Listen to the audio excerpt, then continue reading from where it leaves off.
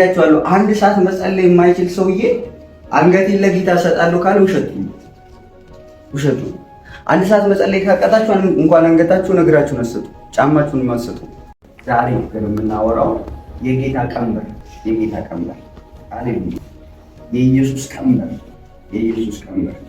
መነሻ ነጥባችን ዛሬ የምንካፈልበት ዋና ነጥባችን ሰቆቃወ ኤርምያስ ላይ ያለው ሰቆቃወ ኤርምያስ ምዕራፍ 3 ቁጥር 27 እነዚህ ላይ ይኸውላችሁ፣ ሰው በወጣትነቱ ቀንበር ቢሸከም መልካም ነው፣ ብቻውን ዝም ብሎ ይቀመጥ፣ እግዚአብሔር አሸክሞታልና ፊቱን በአቧራ ውስጥ ይቅበር። ተስፋ ሊኖር ይችላል፣ ጉንጩን ለሚመታው ሰው ይስጥ፣ ውርደትንም ይጥገብ፣ እግዚአብሔርም ሰውን ለዘላለም አይጥልምና። እና ቀንበር ምንድን ነው? ይሄኛው ላይ አምፕሊፋይዱ ቀንበር ሳይሆን የሚለው ጋድሊ ዲሲፕሊን ነው የሚለው እና ኖርማል ያው ኢትዮጵያ ውስጥ ስላደጋችሁ ቀንበር ይሄና ለእንትን ይልባችኋል ብዬ አላምንም። ቀንበር ታውቃላችሁ፣ በሬ ላይ ነው የሚጫነውና በሬ እዚህ ጋር ይደረግለታል ቀንበሩ እና እንደው መጽሐፍ ሲናገር ከዘይቱ ውፍረት ከቅባቱ ውፍረት የተነሳ ቀንበር ይሰበራል ማለት፣ በሌላ አነጋገር ከሻኛው ቅባት የተነሳ በሬው ያንን ቀንበር ይሰብራል ማለት ነው። እና ያ ቀንበር በሬ ላይ ይደረጋል። ባይዘዌ ላም ላይ አይደረግም፣ በሬ ላይ ነው የሚደረገው። ሰውየው ለእርሻ ስለሚፈልጉ ለመሬት ስለሚፈልጉ ቀንበር ያስቀምጥበታል። እናንተ ራሳችሁን እንደ በሬ አስቡትና እስቲ ግቡ እዚህ ውስጥ አስቡት። መሮጥ ትፈልጋላችሁ፣ መብላት ትፈልጋላችሁ፣ ግን ስለምትፈለጉ ቀንበር ተሸክማችሁ ከዛ ቀንበር ውጭ መውጣት አትችሉ። እና በሬ ማረስ ከፈለገ ጉልበቱን፣ ኃይሉን፣ ውስጡ የተቀመጠውን ተፈጥሯዊ አቅሙን ለእርሻ ማዋል ከፈለገ በሬ ማድረግ ያለበት በቀንበር ስር መጠመድ። ውስጣችሁ ቅባት ተቀምጦ፣ ውስጣችሁ አኖይንቲንግ ተቀምጦ ቀንበር ጋሊ ዲሲፕሊን የማይኖራችሁ ከሆነ ያን ቅባት ልትጠቀሙበት አትችሉ። ይኸውላችሁ በሬ አቅም አለው፣ በሬ ማረስ ይችላል። ያ ግን ደግሞ አልፈልግም ቀንበር ካለ በሬ አይደለም የሚታረድ ነው የሚለው፣ ወይ ይሸጣል ወይ ይታረዳል። ይኸውላችሁ እግዚአብሔር እኩል ካትሪን ኮልማን ውስጥ ያስቀመጠውን ቅባት እናንተ ውስጥ አስቀምጦታል። እኩል የሆነ ሰው ውስጥ ያስቀመጠውን ፓስተር ቢኒን ውስጥ የተቀመጠው ላይፍ እናንተ ውስጥ አለ። ግን እኛ እንደነሱ ዲሲፕሊን አይደለም። ራሳቸው ዲሲፕሊን አድርጎ ለጌታ መኖር የሚችሉ ሰዎች ናቸው። ይኸውላችሁ እያንዳንዱ ሰው ውስጥ እግዚአብሔር አቅም አስቀምጦ የመጸለይ ማለት የአገልግሎት ቅባት ተቀምጧል። ያ የአገልግሎት ቅባት ግን የሚወጣው ራሳቸውን ዲሲፕሊን ባደረጋችሁት ልክ። እኔ ተጠርቻለሁ ለዓለም ተጠርቻለሁ ብለህ ሰፈር ለሰፈር የምትዞር ከሆነ እርግጠኛ ሆነልኝ ሰፈር ሳትዞር ከተማ ሳትዞር ነው የምትሞት። ራስን ዲሲፕሊን የማታደርግ ከሆነ እግዚአብሔር ያየልን ነገር መውረስ አትችልም። አሁን ኢትዮጵያ ውስጥ ስነ ስርዓት የሚባለው በቃ ቀስ እያለ የሚበላ ሰውዬ አይደለም። እሱ አጥቂው ጨዋልጅ ይባላል። እሱ አይደለም። እግዚአብሔር የሚፈልገው አንድ ሰው አለ። ምን አይነት ሰው መሰለህ? መለኮታዊ ዲሲፕሊን የሚሸከም። አሜን ነው። ኢየሱስ እንደዚህ ያለ እነሆ ቀንበር ይከበዳችኋል፣ ኑ ወደ እኔ አሳርፋችኋለሁ ካለ በኋላ ምን ቢል ጥሩ? ቀንበር ተሸከሙ። የዛ ጋር ደግሞ ዲሳይፕል ሆኖ ነው የሚለው ጌታ። ዲሲፕሊን እና ዲሳይፕል የምትለው ቃል የላቲኑ ቃል ተመሳሳይ ነው። ስነ ስርዓት ማስያዝ ነው። ራስን ስነ ስርዓት ማስያዝ ነው። እና እስቲ በበሬ አይምሮ ውስጥ ግቡ እና ራሳችሁን ሳሉት። በሬ ውስጥ መሮጥ ትፈልጋላችሁ፣ መብላት ትፈልጋላችሁ፣ ብዙ ነገር ማድረግ ትፈልጋላችሁ፣ ግን ተጭነውባችኋል። እና ጌታው እንደፈለገ ነው የሚያሽከረክረው። እጁ ላይ አለንጋ አለ። ይኸውላችሁ አሁን ክርስትና እናንተ እንደምትፈልጉት ከኖራችሁ በቃ እናንተ ውስጥ ቅባት ቢኖርም አትጠቀሙበት። አሁን ተጭኖበታል ቀንበር። በዛ ልክ ነው የሚሄድ። የሚፈልገውን አይደለም የሚኖረው፣ ጌታው የሚፈልገውን ያክል ነው የሚኖረው። እና መጽሐፍ ቅዱሳችን ላይ ጎሽ ልትጠምደው ትችላለህ ይላል። ኃይል አለው። ጎሽ ከበሬ ይልቅ ይበልጣል፣ ግን ስለማይጠመድ በፍጹም ሊያርስ አይችልም። እግዚአብሔር አንዳንድ ሰዎችን እኮ የተለየ አኖይንቲንግ አፍስሶባቸዋል፣ ግን ዲሲፕሊን አይደሉም። ይኸውላችሁ እናንተ ላይ የእግዚአብሔር ጋድሊ ዲሲፕሊን ከሌለ ውስጣችሁ ያለውን አቅም ማውጣት አትችሉም። ውስጣችሁ የተቀመጠው አኖይንቲንግ የሚወጣውና ተጽዕኖ የምትፈጥሩት ዲሲፕሊን ስትሆኑ ነው። ራሳችሁን ስርዓት ሲታስይዙ መጽሐፍ ቅዱስ ሰው በወጣትነቱ ቀንበር ቢሸከም መልካም ነው። በእርጅናው ዘመን ይላል እንዴ እንደዚህ ጸጥ ብለህ ጨዋ ሆነ ሰው አክባሪ የምትሆነው ወይ ደግሞ እግዚአብሔር ባየልህ ልክ የምትኖረው በእንትንክ ልክ አይደለም። 40 ዓመት 80 ዓመት ላይ አይደለም። ቅባት ትፈልጋላችሁ፣ ኃይል ትፈልጋላችሁ፣ ዓለምን መዞር ትፈልጋላችሁ። ራሳችሁን ስነ ስርዓት አስይዙ። ዶክተር ቢሊግራም ያለ ዲሲፕሊን ዲሲፕል መሆናችንም ብሎ የምትተኛበት ጊዜ ስነ ስርዓት ሊኖረው ይገባል። የምትበላው አባላል ስነ ስርዓት፣ ከሰው ጋር ያለክ ስነ ስርዓት፣ ብዙ ነገሮቹ ይወሰናሉ። ራሱን ስነ ስርዓት አስይዞ 1 ሰዓት መጸለይ የማይችል ሰውዬ አንገቴን ለጌታ ነው የምሰጠው ካለ ውሸቱ። ጴጥሮስ 1 ሰዓት መጸለያ ያቃተው ሰውዬ መጣና ትክደኛለህ ዶሮ ሳይጮህ 3 ጊዜ ሲለው ኢየሱስ ኧረ እኔ አልክድም አለ። ውሸቱን ቀልዱ። 1 ሰዓት መጸለይ ካቃተህ እርግጠኛው ፊት ለፊት ላይ ላለ መከራ ብቁ አይደለም። ይኸውላችሁ አሁን መጨረሻ ዘመን ላይ ነው ያለው። መጨረሻ ዘመን ነው ማለት ደግሞ ማቴዎስ ላይ እንደዚህ ይላል፣ በዚያን ጊዜ አሳልፎ ይሰጧቸዋል፣ ይገድሏቸዋል፣ ስለ ስሜም በሕዝብ ሁሉ ዘንድ የተጠላችሁ ትሆናላችሁ ይላል። ራእይን ሳጠና ያገኘሁት እውነት ሰው በመጨረሻ ዘመን ክርስቲያኖች ላይ ስደት ይነሳል። 1 ሰዓት መጸለይ የማችለው ሰውዬ ታዲያ እንዴት ነው አንገትህን ለጌታ የምትሰጠው? ራስን ዲሲፕሊን አድርገህ ቸርች ውስጥ መገኘት ያቃተው ሰውዬ እንዴት ነው ታዲያ አንገትህን ለጌታ መስጠት የምትችለው? ትላልቅ መከራ ውስጥ ያለፉ ሰዎች የጸሎት ሰዎች ናቸው፣ የወሬ ሰዎች አይደሉም። ስነ ስርዓት አላቸው፣ ለመሳቅ ስነ ስርዓት አላቸው። ከሰው ጋር ለማውራት ብዙ ህይወታቸው ላይ ያለ ዲሲፕሊን አለ የሚመሩበት። አሁን በሬ ቀንበር አለበታል አይደለም እንዴ? የሚያበረየውን በሬ አፉን አትሰር ይላል መጽሐፍ ሲናገር። ምን የሚሉ የሚያበረዩ ጳውሎስ ስለዚህ ሲናገር በሬ እኮ አይደለም አላቸው፣ እኛ ነን። ስለዚህ በሬ ቀንበር ስለሆነ የሚያበረየው የሚሰራውን አትሰሩ። አየህ፣ እግዚአብሔር ራስን ዲሲፕሊን ስታደርግ የሚሰጥህ ነገር አለ፣ አያስርክም። እንድታገለግል ይሰጣል፣ ቃል ይሰጣል፣ መገለጥ ይሰጣል። አንድ ስነ ስርዓት የያዘ ሰውዬ ዓለም ላይ ተጽዕኖ ፈጣሪ ጎሽ ጉልበት አለበት፣ እግዚአብሔር ይሰጠዋል። ግን ጎሽ ስለማይጠመድ በፍጹም እጥፍ ሊያርስ ይችላል። ግን ከበሬ ጉልበት እጥፍ ጉልበት ሊኖረው ይችላል። ግን ጎሽ አትጠምዶ መጠመድ አይፈልግም። ስለዚህ ኖሮ ነው የሚሞተው ጫካ ውስጥ። አንዳንድ ሰው ቅባት ሰጥቶባቸዋል፣ ቸርች ግን ዲሲፕሊን ሆኖ መኖር አይፈልጉም። በህብረት ውስጥ መግባት አይፈልጉም። ማገልገል አይፈልጉም። መጸለይ አይፈልጉም። ጽሞና ቸርች ህብረት አይፈልጉም። ብቻቸውን ጫካ ለጫካ ዝም ብሎ ሲዞሩ ይኖራሉ። ከዛ ይሞታሉ። አለቀ። ቸርች ውስጥ ገብተህ ዲሲፕሊን የማትሆን ከሆነ የእግዚአብሔር ቅባት ሊሰራብህ አይችልም። ትንቢት ቢሰጥህ ትንቢት የምታገለግልበት ህብረት ውስጥ ስትሆን ፓስተርህን ትንቃለህ ማለት በሌላ አነጋገር ውስጥ ያለው ቅባት አይወጣም ማለት ነው። ማውራችሁ ገብታችሁ ቅባት ውስጣችሁ ቢኖርም ሚሊየንስ በቃ ዓለምን የሚያደርግ ቅባት ሊኖርብህ ይችላል። ዲሲፕሊን ግን ካልሆንክ በፍጹም አይወጣም ውስጥ ያለ። ለሁለት ነገር ነው የምትዘጋጁት። አንደኛ የምትዘጋጁት ውስጣችሁ እግዚአብሔር ላቀደላችሁ በዘመናችሁ እንድትሰሩት ላቀደው ስራ ሲሆን፣ ሁለተኛው ደግሞ ፊት ለፊታችን እየጠበቀ ላለው ለመጨረሻ ዘመን መከራ ተዘጋጁ። የምትዘጋጁት ራስን ስነ ስርዓት አስይዘህ በጾምና በጸሎት ራስን አዘጋጅ። ይሄን ስታደርግ የመለኮት ሙላት ባንተ ላይ ይመጣል። ይኸውልህ ዲሲፕሊን ካልሆነ እግዚአብሔር ውስጥ ያስቀመጠውን ቅባት ልታወጣው አትችልም። ከአሁን ሰዓት ጀምሮ ራሳችሁን ዲሲፕሊን አድርጉ። ውስጣችሁ የሚወጣው ቅባት ራሳችሁን ስነ ስርዓት ባስያዛችሁት ልክ እግዚአብሔር የሚሰራባችሁ ራሳችሁን ስነ ስርዓት ባስያዛችሁት ልክ ነው እና ሰው በወጣትነቱ ቀንበር ቢሸከም መልካም ነው የሚለው የቀንበር ጋድሊ ዲሲፕሊን ነው የሚለው ስነ ስርዓት፣ መለኮታዊ የሆነ ስነ ስርዓት፣ ኢትዮጵያዊ የሆነ ስነ ስርዓት አላልኩም። ተጨራምቶ መቀመጥ እሱ ዲሲፕሊን አይደለም። መለኮታዊ ዲሲፕሊን አለ። የመጸለያ ሰዓቶች፣ እግዚአብሔር የምትፈልጉበት የዲቪዥን ታይም፣ እግዚአብሔርን ፊት የምትፈልጉበት፣ የምትጾሙበት፣ የምትጸልዩበት፣ ከሰው ጋር ያላችሁ ስነ ስርዓት። አንዳንድ ሰው ጠዋት ይወጣል፣ ማታ ይገባል፣ የመጸለያ ጊዜ የለውም። እንዲሁ ሲንከራተት ይውላል። ስልክ ከያዘ 4 ሰዓት ሊያዋራ ይችላል። 4 ሰው ሄሎ 4 ሰዓት አስባችሁታል? ቴሌግራም የሚባለው ነገር ከያዘ 8 ሰዓት ቻት ሊያደርግ ይችላል። ስለዚህ የሰውዬ ላይ እግዚአብሔር ቅባት ሊሰራ ይችላል አይችልም?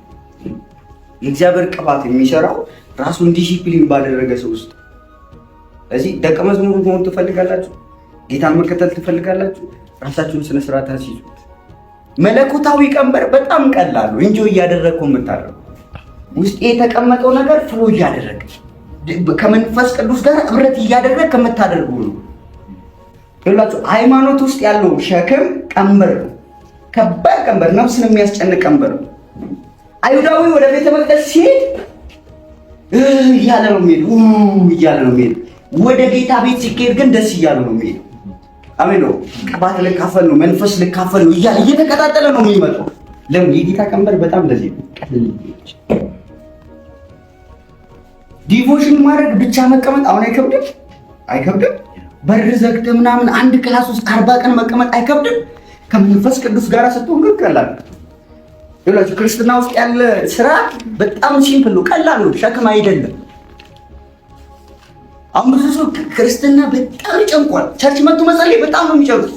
የአሮጊቶች ስራ ነው የሚያደርጉ። በቃ ሲገባ ራሱ ግና አትሞስፌሩ ይቀየርበታል።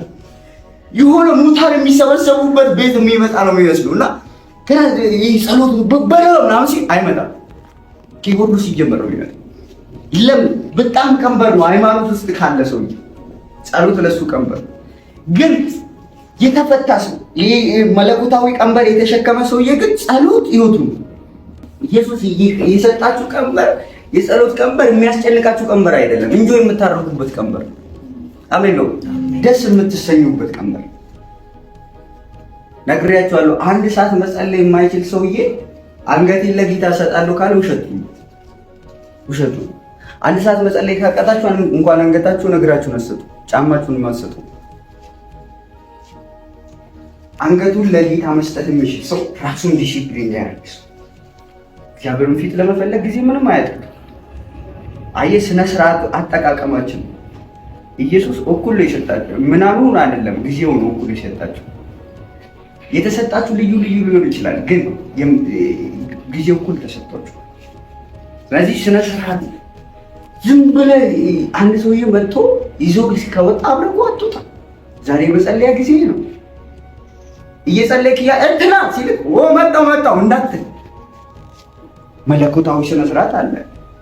ቃልን ለመማር እግዚአብሔር ፊት ለፊት ስትቀመጥ ደብተር፣ እስክሪብቶ፣ ባይብል አስቀምጠህ እስቲ ስነ ስርዓት ኑሩ። ራስን ዲሲፕሊን አድርግ። ቁጭ ብለህ ተማር።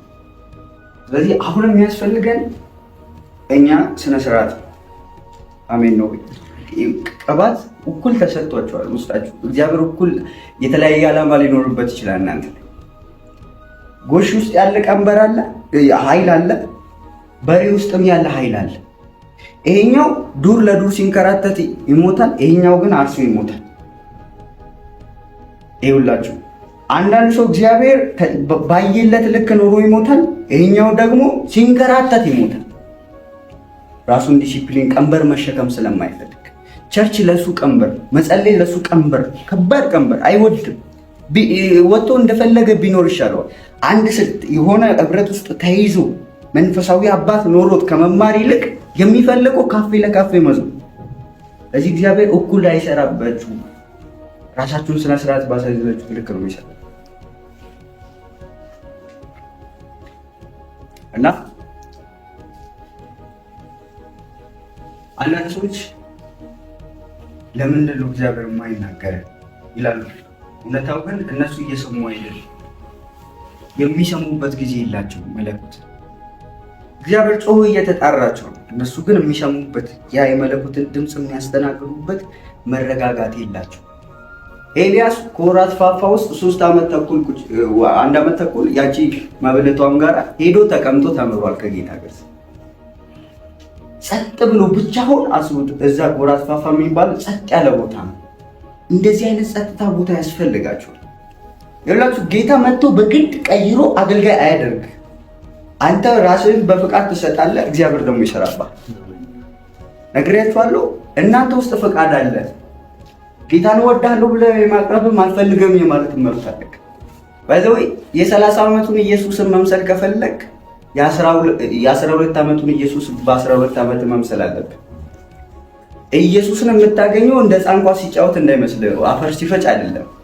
የምታገኘው ካህናት ጋር ሄዶ መምህራን፣ የህግ መምህራን ጋር ሄዶ ሲመልስና ሲጠይቅ ልክ አይደል? እና ኢየሱስ በሚመልሱ ሰዎች ይገረሙ ነበር። ልጅ እና የመጾሚያ የመጸለያ ቀንበር ደስ ይላል እንዴ? ደስ ይላል። አሁን አንድ ቤት ውስጥ ባሽጋችሁ 1 ዓመት ሙሉ ደስ ይላችኋል? መሮጥ ትፈልጋላችሁ፣ መጫወት ትፈልጋላችሁ፣ ግን ደስ ይላል። አንድ ቤት ውስጥ መጣው እግዚአብሔር አንዳንዴ እንዲህ ነው የሚያደርግ። ግባ ጸልይ፣ ከሰው ጋር ልታወራ ሄደህ ዛሬ ግባ ይላል። እና የሆነ ጊዜ ፓስተር ቢኒ ሲናገሩ ምንድን ነው ያሉት?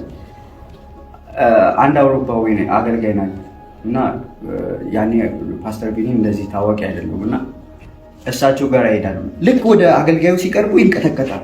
የመንፈስ ቅዱስ ከባድ መገኘት ነበር። አገልጋዩ ጋር ፓስተር ቢኒን እጃቸው እግራቸው ይንቀጠቀጣል እና ጌታ ሆይ ለምን እንደዚህ ሰው ያትቀባኝ ሲሉ ጌታ ትከፍላለህ ወይ ክፍያውን አላቸው። ምንድን ነው ሲለው ራስን ስነ ስርዓት ማስያዝ፣ ከጌታ ጋር መቆየት። እግዚአብሔር አኖይንቲንግ ክፍያው ራስን ስነ ስርዓት ማስያዝ። ሐዋርያት በሚናገሩት ነገር አዩና በሚፈጠረው ታምራት አዩና ከኢየሱስ ጋር እንደነበሩ አስተዋሉ ነው የሚለው። የሚመጣበት ቅባትና የሚገለጥበት አኖይንቲንግ ራስን ስነ ስርዓት አስይዘህ ከጌታ ጋር በምትቆየው ጊዜ ልክ ስለዚህ ራሳችሁን ስነ ስርዓት ያዙ። ያኔ የመንፈስ ቅዱስ መገኘት ይሞላባችሁ፣ ኃይል በእናንተ ላይ ይፈሳል እና ይሄ ሌሎች ውስጥ የተገለጠውን ክብር መካፈል የምትፈልጉ ከሆነ ሌሎች ላይ እንደሰራው የእግዚአብሔር ቅባት እናንተ ላይ እንዲሰራ ከፈለጋችሁ እግዚአብሔር ራሳችሁን ስነ ስርዓት ያዙ። የመጸለያ እግዚአብሔር የሚፈልገ የመጾሚያ ጊዜ፣ ከሰው ጋር ያላችሁ ህብረት፣ ቀኑ ሙሉ እንዳትቀልድ። መጽሐፍ ሲናገር አቤቱ በአንደበቴ እንዳልበድል ለአንደበቴ ጠባቂና ነው የሚል ቀኑ ሙሉ እያወራ ውለህ ማታ ስትገባ ተኛ የሚል ድምፅ ነው የሚሰማው ከስጋ ውስጥ። ደክሞሃል እኮ አሁን ደግሞ ቀኑ ሙሉ እንደዚህ ወሬ አውርተህ ልጸልይ ነው ይላል። ከዛ ትተኛለህ። ጠዋት 7 ሰዓት ትነሳለህ ወይ 6 ሰዓት ትነሳለህ። ከዛ የእግዚአብሔር ክብር ስትል 2 ደቂቃ ተምር አሁን እስቲ አሳየኝ ብትል ምን ልታይ ነው? የመጸለያ ጊዜ ስነ ስርዓት አስይዙ ራሳችሁ። ኢየሱስ ራሱን ስነ ስርዓት እንዴት እንዳሳዘ ብታዩ ይኸው ተመልከቱ። ሌሊቱን ሙሉ እየጸለየ አድሮ እነ ጴጥሮስ ከእንቅልፋቸው ሲነቁ እሱ ከተራራ እየወረደ ያ ቀኑ ሙሉ የሚገለጠው ክብር ተራራ ላይ የነበረው ቆይታው ከአባት ጋር።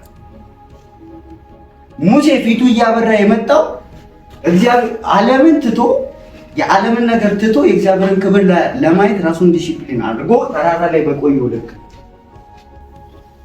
የሚገለጥባችሁ ቅባት ራስን ስነ ስርዓት ባሲያስኮ ልክ አሜን ነው። ስለዚህ ጥንቃቄ አድርጉ።